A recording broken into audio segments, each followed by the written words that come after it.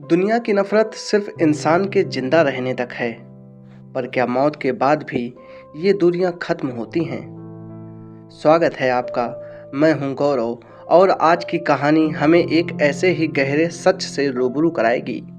मुंशी प्रेमचंद जी की रूह को झकझोर देने वाली कहानी दो कब्रें। अब न वह यौवन है, न वह नशा, न वह उन्माद। वह महफिल उठ गई, वह दीपक बुझ गया जिससे महफिल की रौनक थी। वह प्रेम मूर्ति कब्र की गोद में सो रही है। हाँ, उसके प्रेम की छाप अब भी हृदय पर है और उसकी अमर स्मृति आंखों के सामने।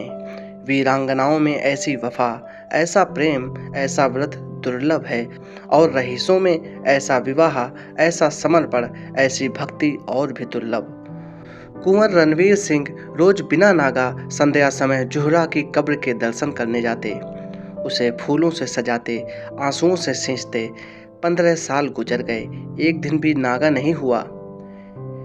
प्रेम की उपासना ही उनके जीवन का उद्देश्य था, उस प्रेम का जिसमें उन्होंने जो कुछ देखा वही पाया और जो कुछ अनुभव किया उसी की याद अब भी उन्हें मस्त कर देती है।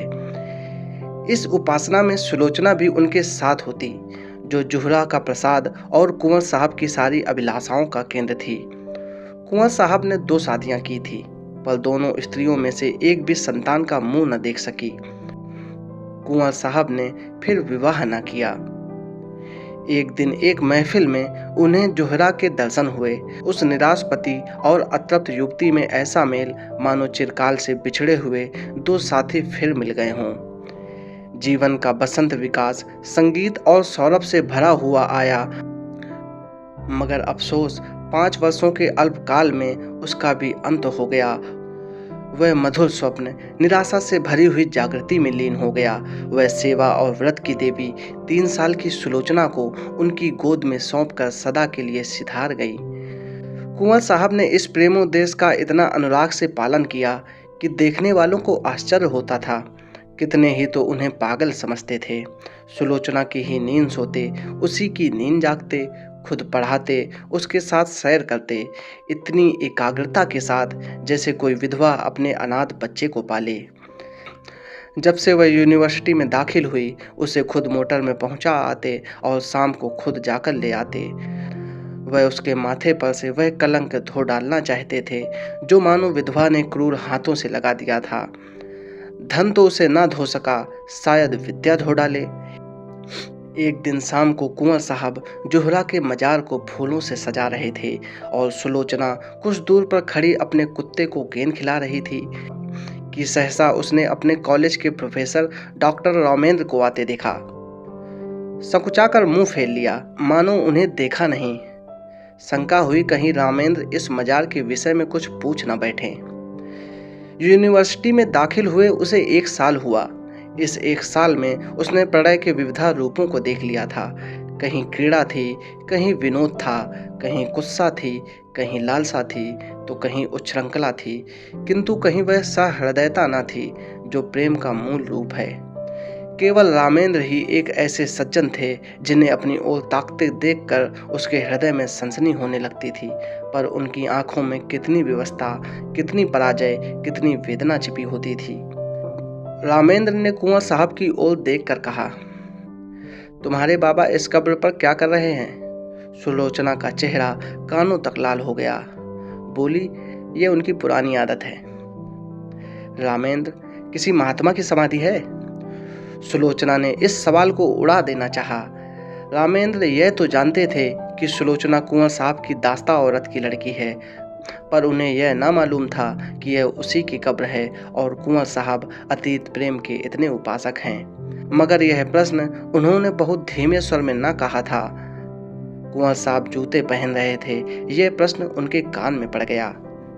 जल्दी से जूता पहन लिया और समीप जाकर बोले, संसार की आंखों में तो वह महात्मा न थी, पर मेरी आंखों में थी और रहेगी। यह मेरे प्रेम की समाधि है। सुलोचना की इच्छा होती थी यहाँ से भाग जाऊं, लेकिन कुंवर साहब को जुहरा के यशोगान में आत्मिक आनंद मिलता था। रामेंद्र का विस्मय देखकर बोले, इसमें वह देवी सो रही है जिसने मेरे जीवन को स्वर्ग बना दिया था। यह सुलोचना उसी का प्रसाद है। रामेंद्र ने कब्र की तरफ देखकर आश्चर्य से कहा, अच्छा। कुंवर साहब ने मन में उस प्रेम का आनंद उठाते हुए कहा, वह जीवन ही और था प्रोफेसर साहब। ऐसी तपस्या मैंने और कहीं नहीं देखी। आपको फुर्सत हो तो मेरे साथ चलिए, आपको उन यौवन स्मृतियों। सुलोचना बोल उठी, वे सुनाने की चीज नहीं है दादा। कुंवर, मैं रामेंद्र बाबू को गैर नहीं समझता। रामेंद्र को प्रेम का यह अलौकिक रूप मनोविज्ञान का एक रत्न सा मालूम हुआ। वह कुंवर साहब के साथ ही उनके घर आए और कई घंटों तक उन हसरत में डूबी हुई प्रेम स्मृतियों को सुनते रहे। जो वरदान मांगने के लिए उन्हें साल भर से साहस ना होता था, दुविधा में पड़कर रह जाते थे, वह आज उन्होंने मांग लिया। लेकिन विवाह के बाद रामेंद्र को नया अनुभव हुआ। महिलाओं का आना जाना प्रायः बंद हो गया। इसके साथ ही मर्द दोस्तों की आवाजाही बढ़ गई। दिन भर उनका तांता लगा रहता था। सुलोचना उनके आदर सत्कार में लगी रहती। पहले 1-2 महीने तक तो रामेंद्र ने इधर ध्यान नहीं दिया, लेकिन जब कई महीने गुजर गए और स्त्रियों ने बहिष्कार का त्याग न किया, तो उन्होंने एक दिन सुलोचना से कहा, ये लोग आजकल अकेले ही आते हैं। सुलोचना ने धीरे से कहा, हाँ देखती तो हूँ। रामेंद्र, इनकी औरतें तो तुमसे परहेज नहीं करती। सुलोचना, शायद करती हूँ। रामेंद्र, मगर वे लोग तो विचारों के बड़े स्वाधीन हैं। इनकी औरतें भी शिक्षित हैं, फिर ये क्या बात हुई? सुलोचना ने दबी जबान से कहा, मेरी समझ में कुछ नहीं आता। रामेंद्र ने कुछ देर असमंजस में पड़कर कहा, हम लोग किसी दूसरी जगह चले जाएं तो क्या हर्ज? वहां तो कोई हमें न जानता होगा। सुलोचना ने अब की तीव्र स्वर में कहा, दूसरी जगह क्यों जाएं? हमने किसी का कुछ बिगाड़ा नहीं है, किसी से कुछ मांगते नहीं। जिसे आना हो आए, ना आना हो ना आए, हम मुंह क्यों छिपाएं? धीरे धीरे रामेंद्र पर एक और रहस्य खुलने लगा, जो महिलाओं के व्यवहार से कहीं अधिक घृणास्पद और अपमानजनक था।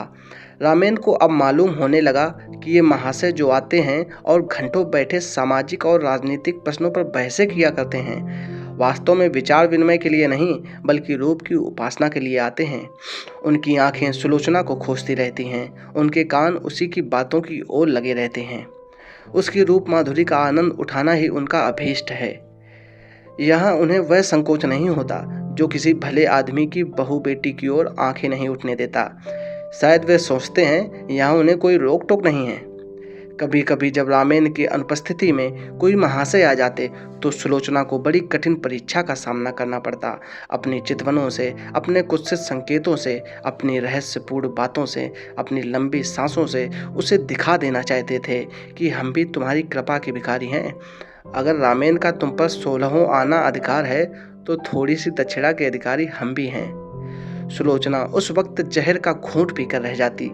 अब तक रामेंद्र और सुलोचना दोनों क्लब जाया करते थे। वहां उदार सज्जनों का अच्छा जमघट रहता था। जब तक रामेंद्र को किसी की ओर संदेह न था, वह उसे आग्रह करके अपने साथ ले जाते थे।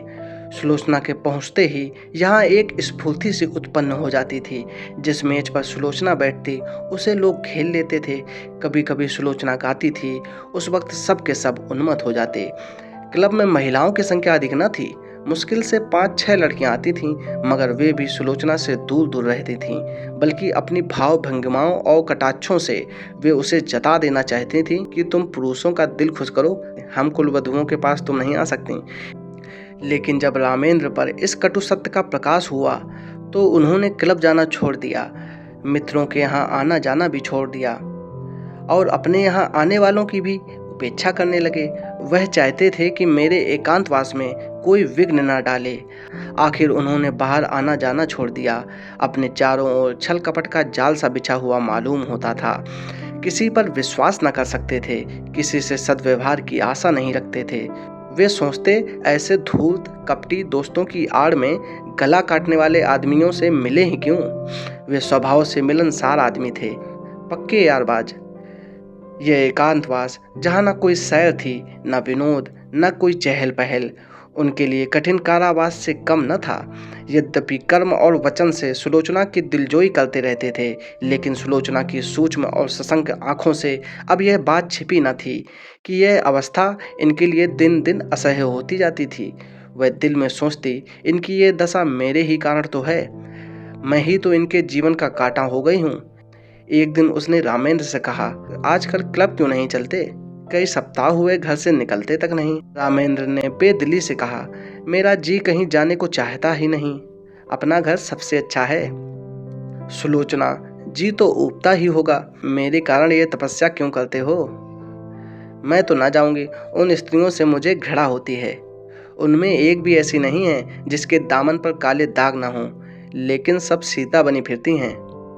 मुझे तो उनकी सूरत से चिढ़ हो गई है। मगर तुम क्यों नहीं जाते? कुछ दिल ही बहल जाएगा। रामेंद्र, दिल नहीं पत्थर बहलेगा। जब अंदर आग लगी हुई हो तो बाहर शांति कहाँ? सुलोचना चौंक पड़ी। आज पहली बार उसने रामेंद्र के मुंह से ऐसी बात सुनी। वह अपने ही को बहिष्कृत समझती थी। अपना अनादर जो कुछ था उसका ही था। रामेंद्र के लिए तो अब भी सब दरवाजे खुले हुए थे। वह जहाँ चाहे जा सकते हैं, जिनसे चाहे मिल सकते हैं। मैंने ही आकर सारे तालाब को गंदा कर दिया।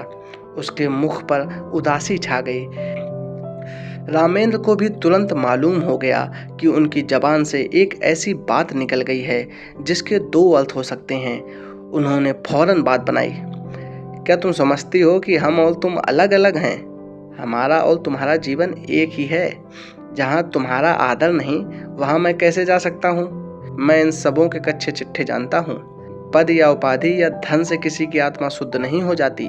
जो ये लोग करते हैं, वह अगर कोई नीच दर्जे का आदमी करता, उसे कहीं मुंह दिखाने की हिम्मत ना होती।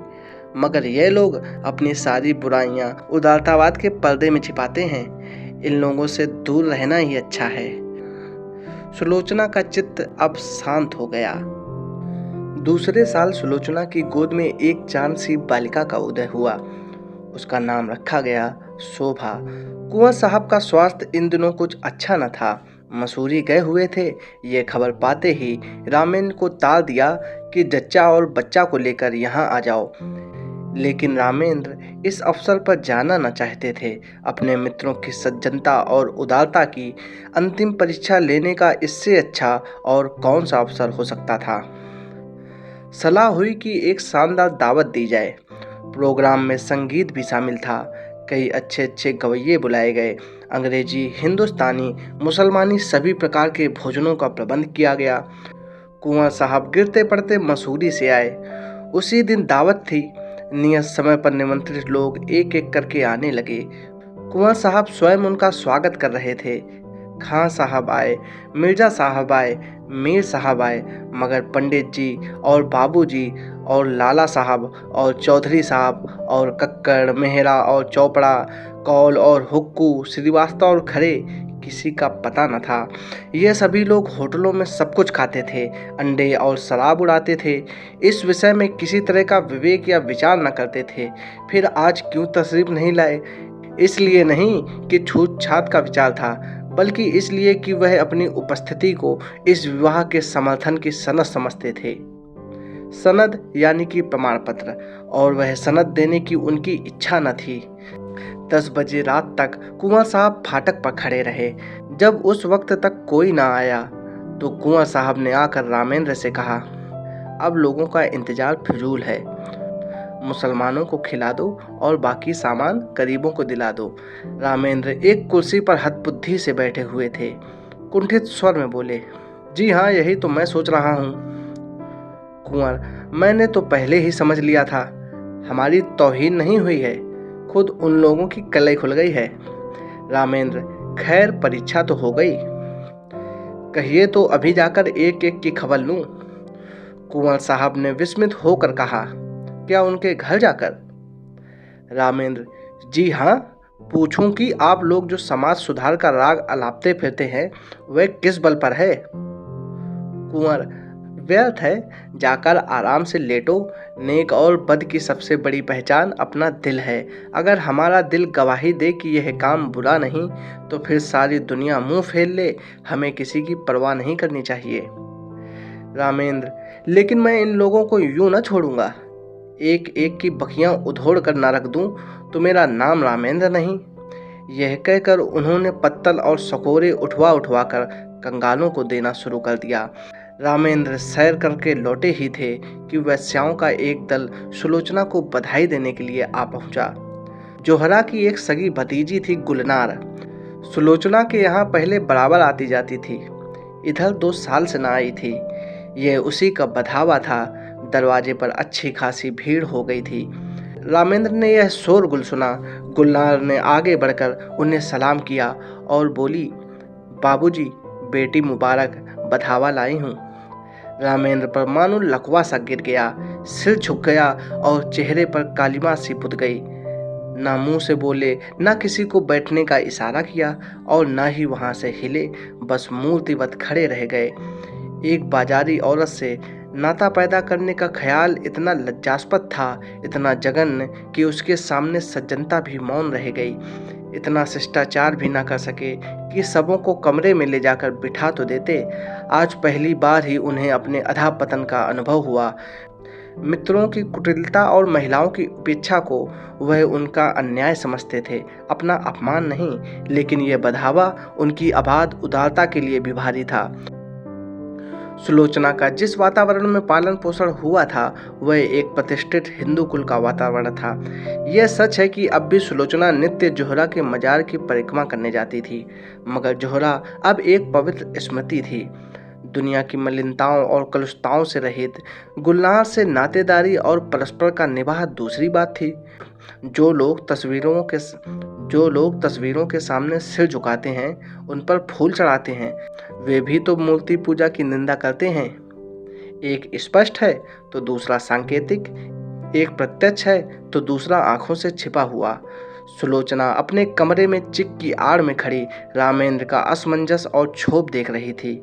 जिस समाज को उसने अपना उपास्य बनाना चाहा था, जिसके द्वार पर सिजदे करते उसे बरसों हो गए थे, उसकी तरफ से निराश होकर उसका हृदय इस समय उससे विद्रोह करने पर तुला हुआ था।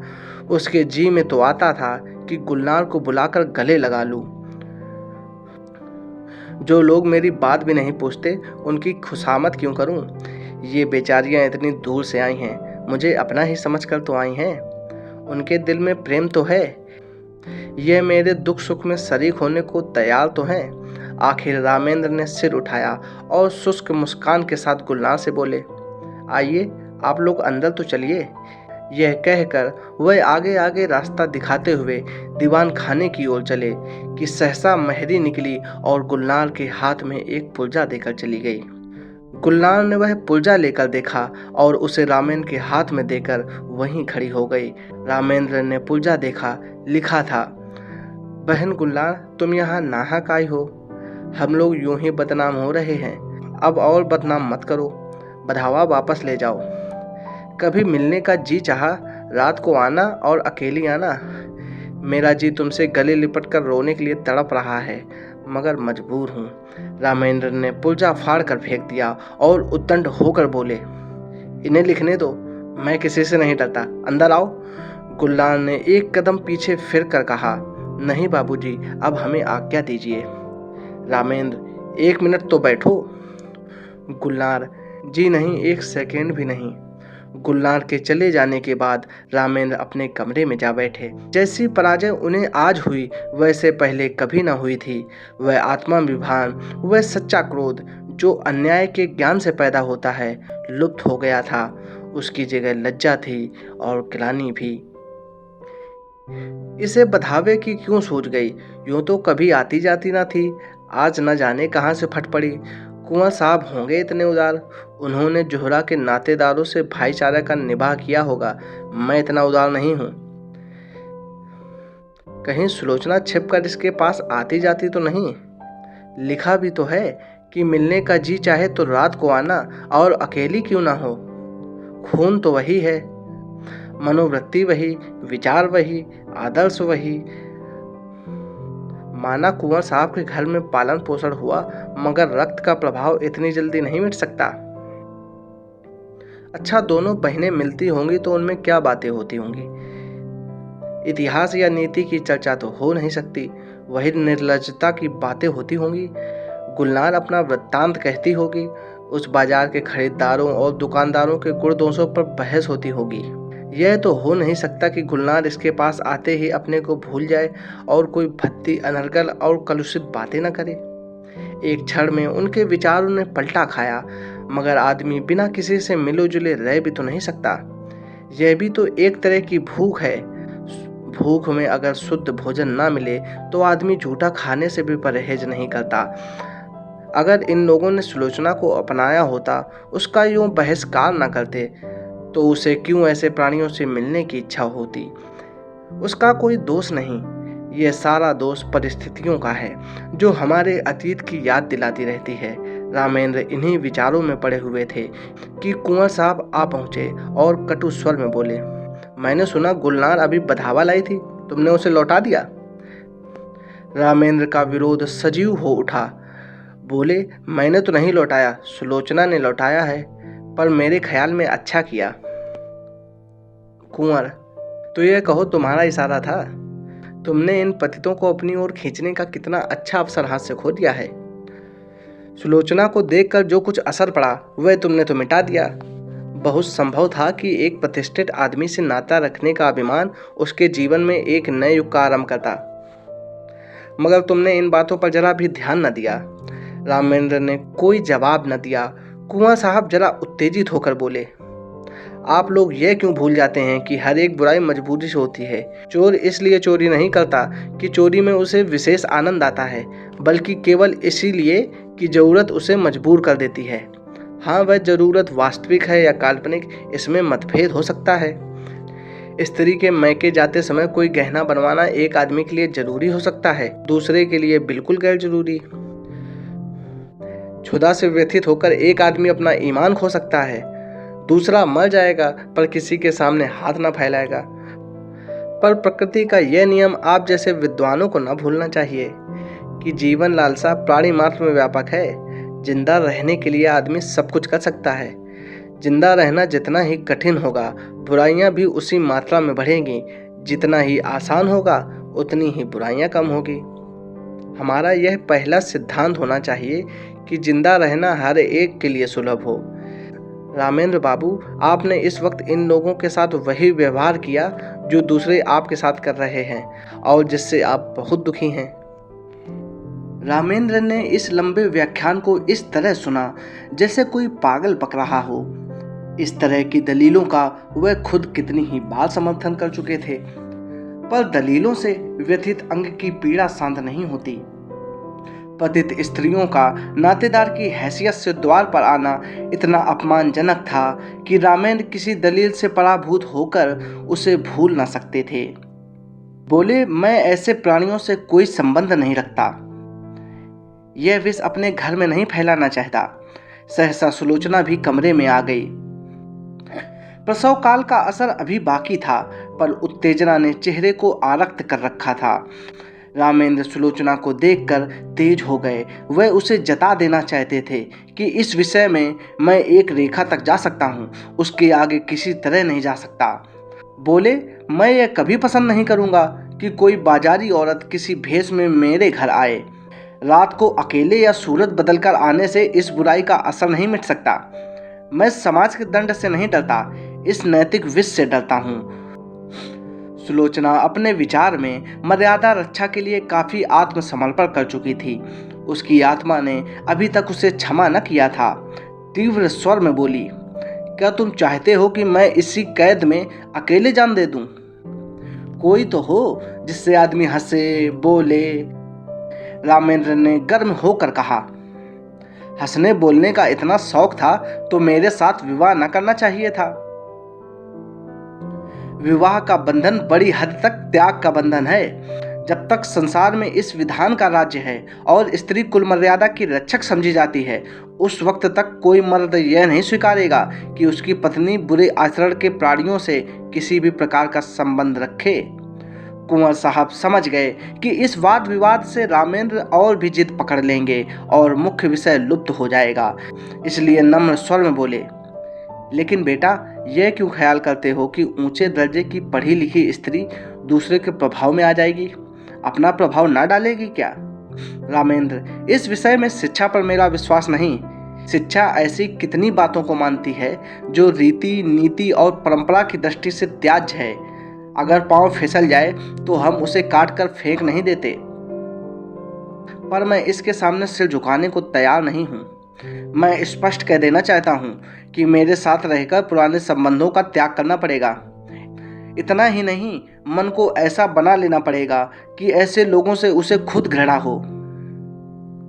हमें इस तरह अपना संस्कार करना पड़ेगा कि समाज अपने अन्याय पर लज्जित हो, और ना ही यह कि हमारे आचरण ऐसे भ्रष्ट हो जाए कि दूसरों की निगाह में यह तिरस्कार औचित्य का स्थान पा जाए।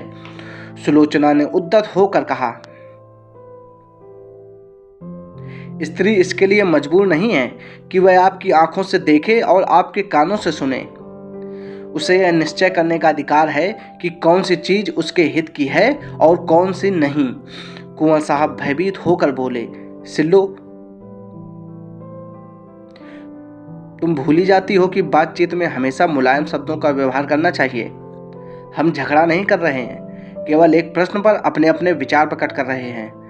सुलोचना ने निर्भीकता से कहा, जी नहीं, मेरे लिए बेड़ियां तैयार की जा रही हैं। मैं इन बेड़ियों को नहीं पहन सकती। मैं अपनी आत्मा को उतना ही स्वाधीन समझती हूँ जितना कोई मर्द समझता है। रामेंद्र ने अपनी कठोरता पर कुछ लज्जित होकर कहा, मैंने तुम्हारी आत्मा की स्वाधीनता को छीनने की कभी इच्छा नहीं की, और ना मैं इतना विचारहीन हूँ। शायद तुम भी इसका समर्थन करोगी, लेकिन क्या तुम्हें विपरीत मार्ग पर चलते देखूं तो मैं तुम्हें समझा भी नहीं सकता। सुलोचना, उसी तरह जैसे मैं तुम्हें समझा सकती हूँ, तुम मुझे मजबूर नहीं कर सकते। रामेंद्र, मैं इसे नहीं मान सकता। सुलोचना, अगर मैं अपने किसी नातेदार से मिलने जाऊं तो आपकी इज्जत में बट्टा लगता है। क्या इसी तरह आप यह स्वीकार करेंगे कि आपका व्यभिचारियों से मिलना जुलना मेरी इज्जत में दाग लगाता है? रामेंद्र, हाँ, मैं मानता हूँ। सुलोचना, आपका कोई व्यभिचारी भाई आ जाए तो आप उसे दरवाजे से भगा देंगे? रामेंद्र, तुम मुझे इसके लिए मजबूर नहीं कर सकती। सुलोचना, और आप मुझे मजबूर कर सकते हैं। बेशक। क्यों? इसलिए कि मैं पुरुष हूं, इस छोटे से परिवार का मुख्य अंग हूं। इसीलिए कि तुम्हारे ही कारण मुझे। रामेंद्र कहते कहते रुक गए, पर सुलोचना उनके मुंह से निकलने वाले शब्दों को ताड़ गई। उसका चेहरा तमतमा उठा, मानो छाती में बरछी सी लग गई हो। मन में ऐसा उद्वेग उठा कि इसी क्षण घर छोड़कर सारी दुनिया से नाता तोड़कर चली जाऊं और फिर इन्हें कभी मुंह न दिखाऊं। अगर इसी का नाम विवाह है कि किसी की मर्जी की गुलाम होकर रहूं, अपमान सहन करूं, तो ऐसे विवाह को दूर से ही सलाम। वह तैश में आकर कमरे से निकलना चाहती थी कि कुंवर साहब ने लपक कर उसे पकड़ लिया और बोले, क्या करती हो बेटी, घर में जाओ, क्यों रोती हो? अभी तो मैं जीता हूं, तुम्हें क्या गम है? रामेंद्र बाबू ने कोई ऐसी बात तो कही नहीं और ना कहना चाहते थे, फिर आपस की बातों का क्या बुरा मानना। किसी अवसर पर तुम भी जो जी में आए कह लेना। यूं समझाते हुए कुंवर साहब उसे अंदर ले गए। वास्तव में सुलोचना कभी गुलनार से मिलने की इच्छुक ही न थी। वह उससे स्वयं भागती थी। एक क्षणिक आवेश में उसने गुलनार को वह पुर्जा लिख दिया था। मन में स्वयं समझती थी, इन लोगों से मेल जोल रखना मुनासिब नहीं, लेकिन रामेंद्र ने यह विरोध किया। यही उसके लिए असह्य था। यह मुझे मना क्यों करें? क्या मैं इतना भी नहीं समझती? क्या इन्हें मेरी ओर से इतनी शंका है? इसीलिए तो कि मैं कुलीन नहीं हूँ। मैं अभी अभी गुलनार से मिलने जाऊंगी, जिद्दन जाऊंगी, देखूं मेरा क्या करते हैं। लाड़ प्यार में पली हुई सुलोचना को कभी किसी ने तीखी आंखों से ना देखा था। कुंवर साहब उसकी मर्जी के गुलाम थे। रामेंद्र भी इतने दिनों तक उसका मुंह जोहते रहते। आज अकस्मात यह तिरस्कार और फटकार पाकर उसकी स्वेच्छा, प्रेम और आत्मीयता के सारे नातों को पैरों से कुचल डालने के लिए विकल हो उठी। वह सब कुछ सह लेगी, पर यह ध्वंस, यह अन्याय, यह अपमान उससे न सहा जाएगा। उसने खिड़की से सिर निकालकर कोचवान को पुकारा और बोली, गाड़ी लाओ, मुझे चौक जाना है, अभी लाओ। कुंवर साहब ने चुमकार कर कहा, बेटी सिल्लो, क्या कर रही हो? मेरे ऊपर दया करो, इस वक्त कहीं मत जाओ, नहीं हमेशा के लिए पछताना पड़ेगा। रामेंद्र बाबू भी बड़े गुस्सेवार आदमी हैं, फिर तुमसे बड़े हैं, ज़्यादा विचारवान हैं, उन्हीं का कहना मान जाओ। मैं तुमसे सच कहता हूँ, तुम्हारी माँ जब थी तो कई बार ऐसी नौबत आई कि मैंने उनसे कहा घर से निकल जाओ, पर उस प्रेम की देवी ने कभी ड्योढ़ी के बाहर पाँव न निकाला। इस वक्त धैर्य से काम लो, मुझे विश्वास है जरा देर में रामेंद्र बाबू खुद लज्जित होकर तुम्हारे पास अपराध क्षमा कराने आएंगे। सहसा रामेंद्र ने आकर पूछा, गाड़ी क्यों मंगवाई है, कहाँ जा रही हो? रामेंद्र का चेहरा इतना क्रोधान्वित हो रहा था कि सुलोचना सहम उठी। दोनों आंखों से ज्वाला सी निकल रही थी, नथने फड़क रहे थे, पिंडलियां कांप रही थीं। यह कहने की हिम्मत ना पड़ी कि गुलनार के घर जाती हूँ। गुलनार का नाम सुनते ही शायद ये मेरी गर्दन पर सवार हो जाएंगे, इस भय से वह कांप उठी। आत्मरक्षा का भाव प्रबल हो गया। बोली, जरा अम्मा के मजार तक जाऊंगी। रामेंद्र ने डांट कर कहा, कोई जरूरत नहीं है वहां जाने की। सुलोचना ने कातर स्वर में कहा, क्यों, अम्मा के मजार तक जाने की भी रोक है? रामेंद्र ने उसी ध्वनि में कहा, हाँ। सुलोचना, तो फिर अपना घर संभालो, मैं जाती हूँ। रामेंद्र, जाओ, तुम्हारे लिए क्या, ये ना सही तो दूसरा घर सही। अभी तक तस्मा बाकी था, वह भी कट गया।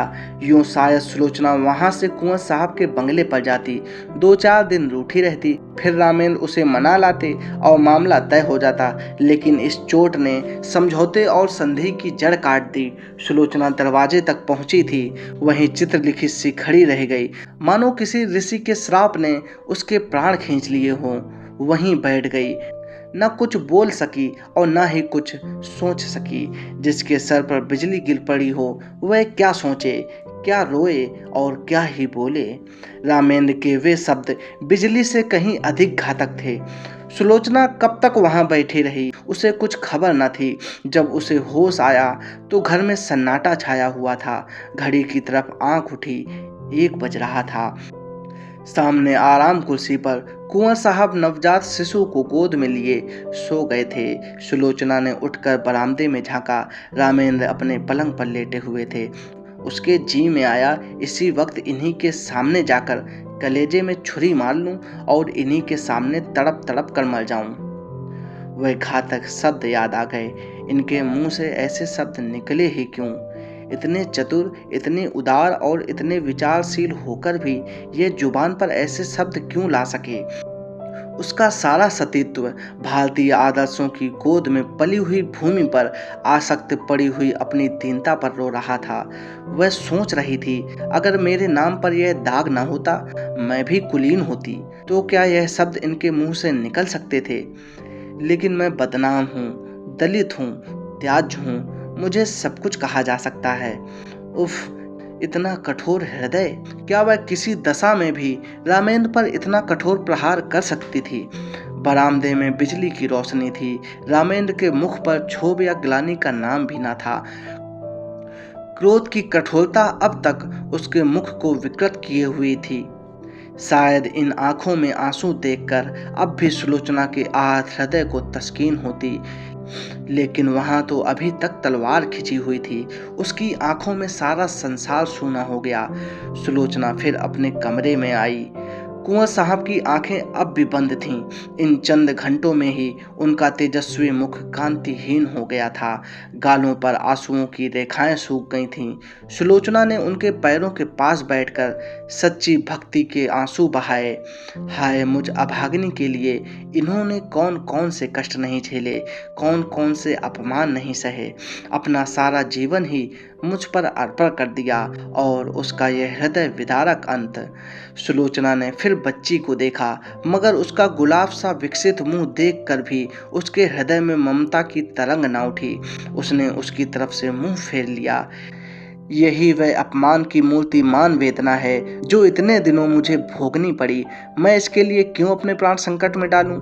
अगर उसके निर्दयी पिता को उससे प्रेम है तो उसको पाले और एक दिन वह भी उसी तरह रोए जिस तरह आज मेरे पिता को रोना पड़ रहा है। हे ईश्वर, इस बार अगर मुझे जन्म देना तो किसी भले आदमी के घर जन्म देना। जहां जोहरा का मजार था उसी के बगल में एक दूसरा मजार बना हुआ है। जोहरा के मजार पर घास जम आई है, जगह जगह से चूना गिर गया है, लेकिन दूसरा मजार बहुत साफ सुथरा और सजा हुआ है। उसके चारों तरफ गमले रखे हुए हैं और मजार तक जाने के लिए गुलाब के बेलों की रविसें बनी हुई हैं। शाम हो गई है। सूर्य की छेड़ उदास पीली किरणें मानो उस मजार पर आंसू बहा रही हैं। एक आदमी एक 3-4 साल की बालिका को गोद में लिए हुए आया और उस मजार को अपने रुमाल से साफ करने लगा। रविशों में जो पत्तियां पड़ी थीं उन्हें चुनकर साफ किया और मजार पर सुगंध छिड़कने लगा। बालिका दौड़ दौड़ कर तितलियों को पकड़ने लगी। ये सुलोचना का मजार है। उसकी आखिरी नसीहत थी कि मेरी लाश जलाई न जाए, मेरी माँ के बगल में मुझे सुला दिया जाए। कुंवर साहब तो सुलोचना के बाद 6 महीने से ज़्यादा न चल सके। हाँ, रामेंद्र अपने अन्याय का पश्चाताप कर रहे हैं। शोभा अब 3 साल की हो गई है और उसे विश्वास है कि एक दिन उसकी माँ इसी मजार से निकलेगी।